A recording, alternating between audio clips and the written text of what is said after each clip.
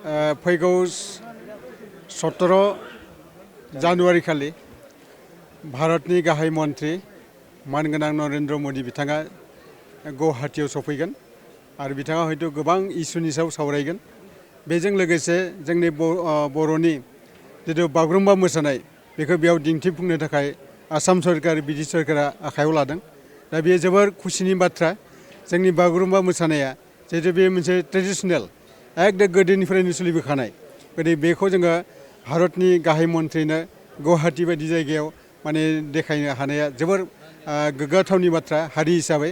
आरो जों आसा खालामदों बे बागुरुम्बाया जोंनि नेसनेलल' नङा इन्टारनेसनेल मोनसे माने इभेन्ट जानो थांगासिनो दं।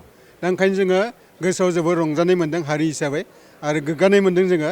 गतिके जोङो माने बै सानखालि जायफोर मोसाखावरि फैदों बिथांमोना जोबोर खस्थ' खालामदों। माने गावनि हारिखौ अनसायनायनि मुङाव गावनि कालचारखौ अनसायनायनि मुङाव बिथांमोना जोबोर माने खस्थ' खालामदों। हयथ' माखासे जानाय लोंनाय उसुबिदाब्लाबो बा उसुबिदा माखासे मोनाखै थेवब्लाबो बिथांमोना एकदम गोसो मोदोम हगारनानै बिथांमोना बेयाव माने ट्रेनिं लाफैदों आरो बेयो बिराद खुसिनि बाथ्रा।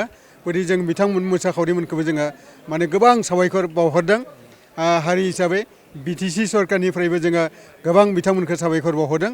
बिथांमोननि खस्थ'नि गेजेरजों जोंनि बागुरुम्बाया मोनसे इन्टारनेसनेल माने इभेन्ट जानो थांगासिनो दं। दा ओंखायनो धन्यबाद थाबाय। दा आङो इसोरनियाव आर'ज गाबबावबाय अबंलावरिनियाव जाहाथे मोजाङै मोजां बै सानखालि दिन्थिफुंनाया जाफुङो।